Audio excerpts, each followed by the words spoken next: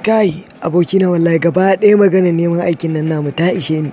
Haba neman aiki sai nema muke amma a yaƙi.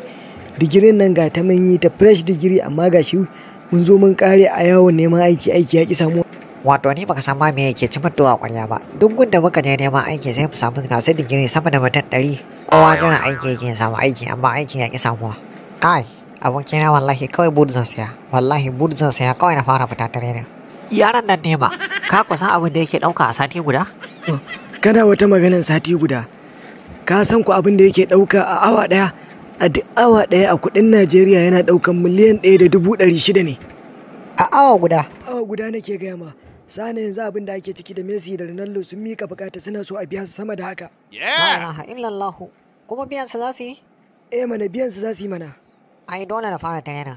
Wallahi kwanan da zan fara fita training. Ai wallahi ko kullun za ka ringa training, kullun ka ringa fita training.